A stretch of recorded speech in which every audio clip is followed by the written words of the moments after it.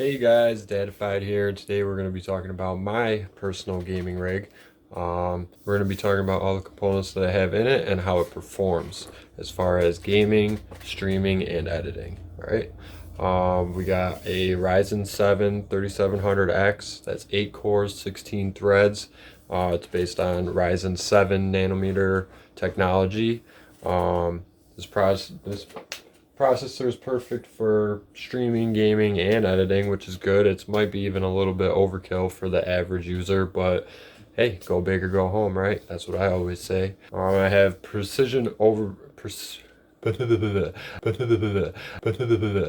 precision boost overdrive on, and it's clocked at 4.3 gigahertz all cores. So all 8 cores are at 4.3 gigahertz all the time, unless it doesn't need it. So basically, if you're going and playing a game, it's going to boost all those cores to 4.3 gigahertz. And then if you're just sitting at the home screen, it sits down more towards like 3.6 or so.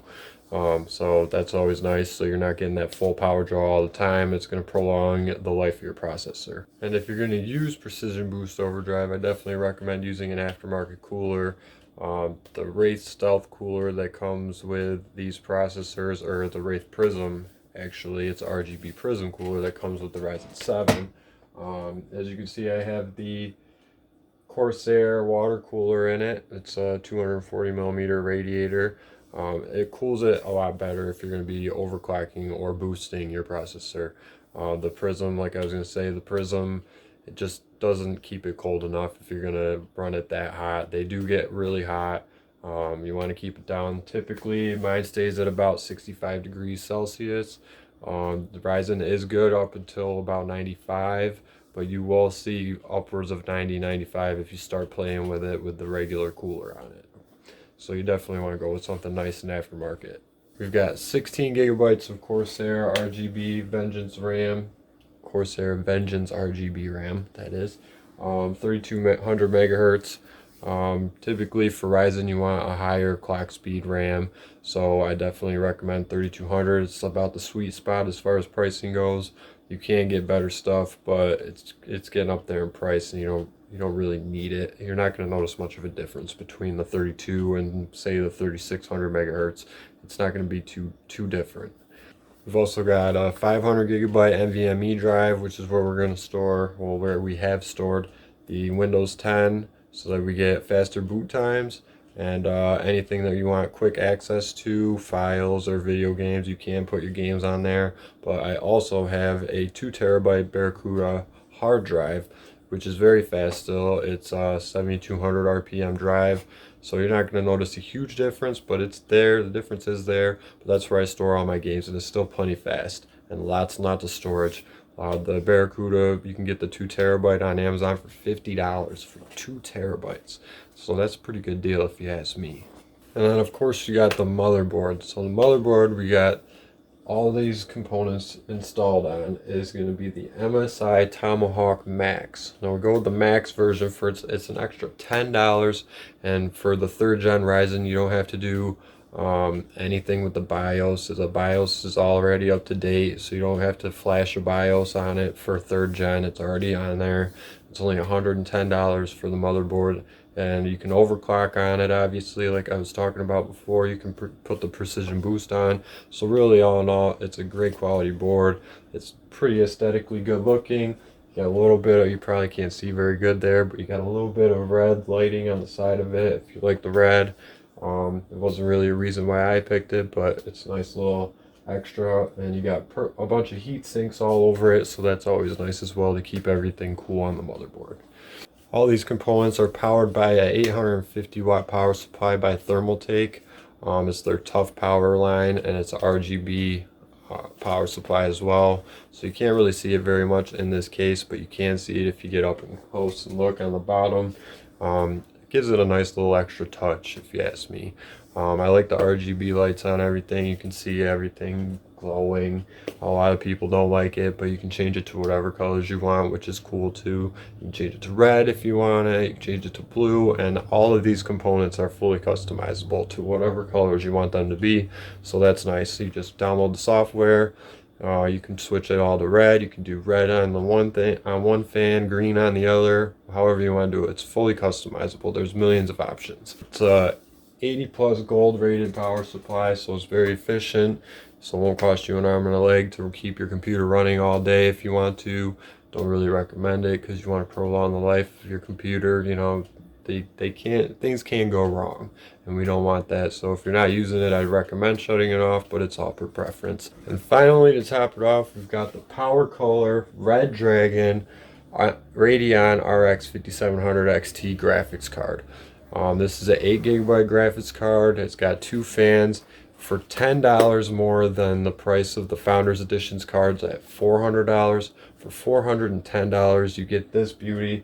I personally like the looks of it. It's a little more low profile, a little smaller. It performs excellent, and you just got better cooling on it. You know, we got 2 120 millimeter fans on it that offer better cooling than the blower model on the Founders Edition card. So it's going to maximize performance, keeping everything nice and cool on that. So this system is capable of anything from 1080p, 1440p, all the way up to 4K gaming.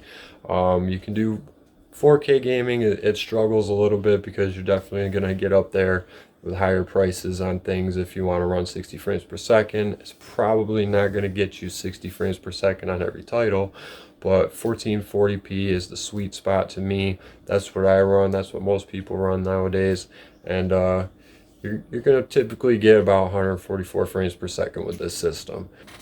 And so to top everything off, we got the NZXT H510i case. So that's where we got everything stored into. Personally, I love NZXT cases. I've built a couple of computers, and they got channels in the back, so you can get all your wiring all nice and neat. You know, wiring's always, you don't want wires going all over the place when you open the back. If you want to add something extra, you always want it to be nice and clean. So they've got channels in there. They've got what do you call those? It comes with zip ties. Most cases come with zip ties, but they've got Velcro straps that are already back there that you can just tuck your wire in there, Velcro it up. It's nice, and it keeps everything nice and neat.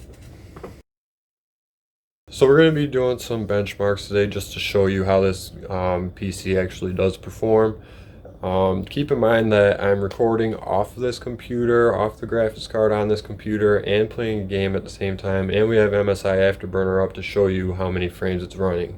So the frames are going to be a little bit lower than if I was to not stream or record, but it's going to stress it a little more, and it'll just show you that still, even with doing something as stressful as streaming or recording and playing your game at the same time, that you still get a very good performance out of this graphics card and processor combo. So it's actually it holds up really nice, and we'll show you the benchmarks and we'll get back to it.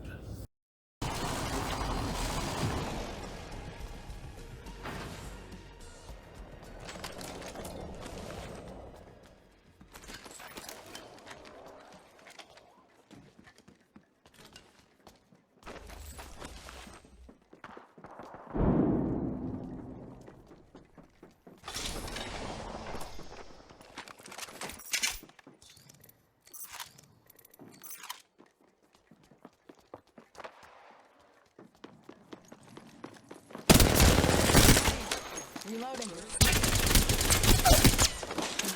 First blood. Looks like victory.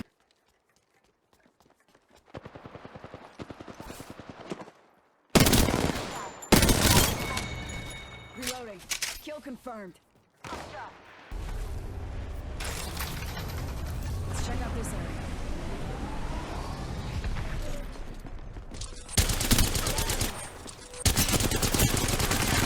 Reloading.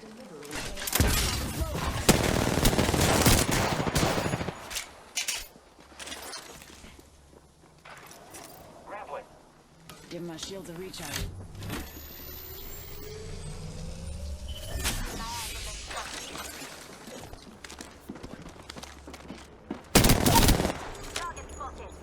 Tango down.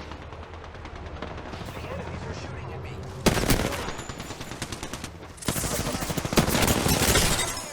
Reloading.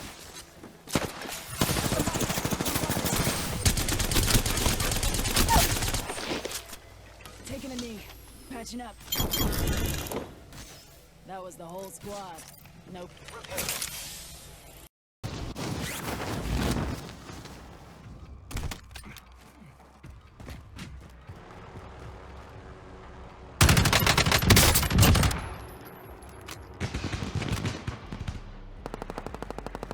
Enemy dropping into the AR.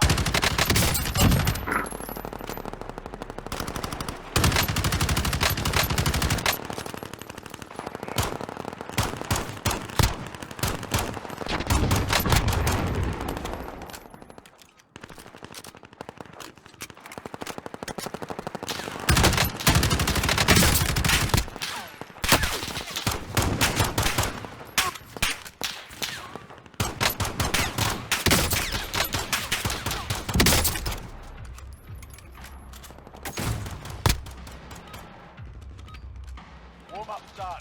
Time to kick this off.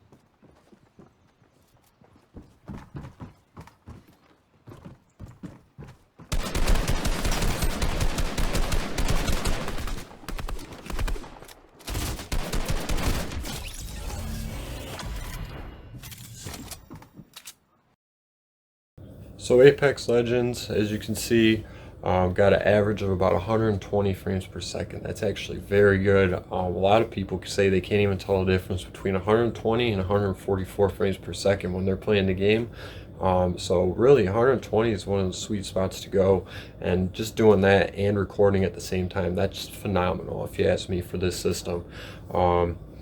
And then Call of Duty got an average of 130 frames per second. 130, and Call of Duty is a very intensive game if you ask me. There's lots of details in there. There's lots of different options in the menu that you can play with to try to get your frame rate up a little bit. But 130 frames per second on average for Call of Duty while recording this. So that's actually very, very good as well. Fortnite does an average of 144 frames per second, so it doesn't even mess with the performance of Fortnite. That's very, very good. It's a very good computer. I definitely recommend all of these components that I have in it.